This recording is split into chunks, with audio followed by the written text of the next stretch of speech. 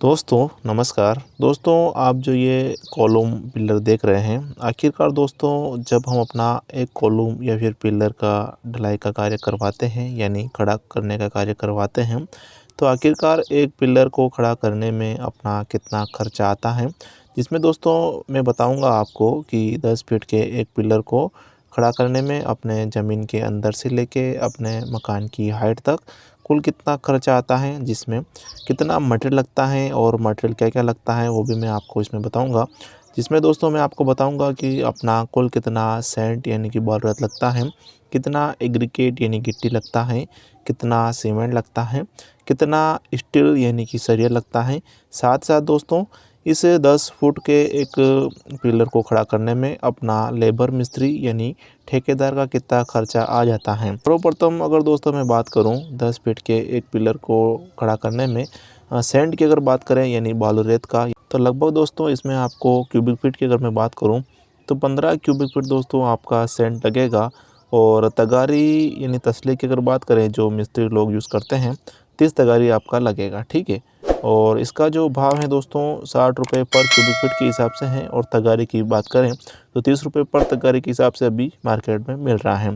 गुणा करते हैं दोस्तों तो लगभग आपके 900 रुपये का सेंट यानी कि बारूद बनेगा।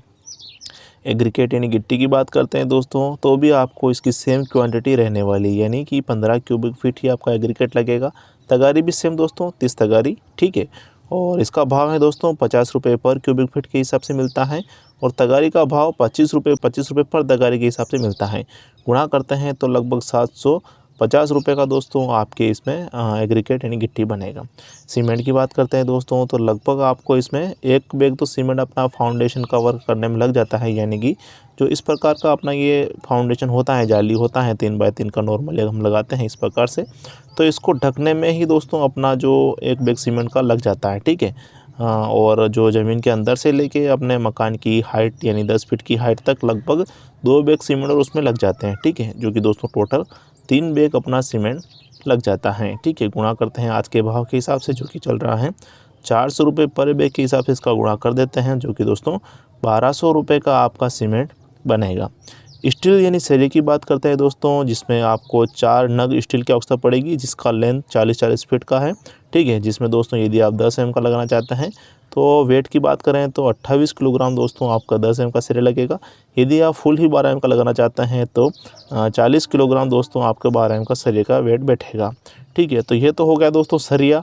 अब बात करेंगे जो रिंग का हम सरिया लगाते हैं, ठीक है, जिसमें दोस्तों आपके 2 नग रिंग का जो सरिया आता है 8 एम की मैं बात कर रहा हूँ, ठीक है, वो लगेगा, जिसकी लेंथ है 40-40 फीट की, ठीक है। और वेट की बात करें तो लगभग 10 किलो इसका वजन बैठता है 2 नग 8 एम के सरिये का, ठीक है। इसमें दोस्तों ये जोड़ लेते हैं 40 किलो और 10 किलो, ठीक है, जो कि दोस्तों 50 किलो लगभग अपना जो वेट है सरिये का वो लग जाता है अपना एक कॉलम एक पिलर को खड़ा करने में, ठीक है। इसका भाव 65 के भाव से जोड़ देते हैं, जो कि दोस्तों आपके 3250 रुपये का आपका सरिया बनता है। लेबर मिस्त्री ठेकेदार की बात करते हैं तो लगभग दोस्तों यूँ समझ के चलिए, जो हम अपना खड्डा खुदवाते हैं 4 बाय 4 का खड्डा खुदवाते हैं, जिसमें दोस्तों हम अपना 3 बाय 3 का जाली प्रोवाइड कर सकें, ठीक है।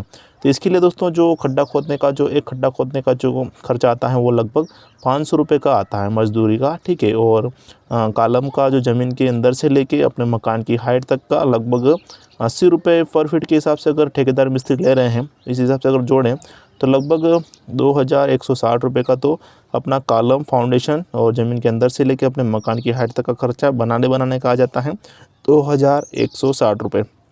500 इसमें ऐड कर लेते हैं तो लगभग 2660 रुपये का, ठीक है।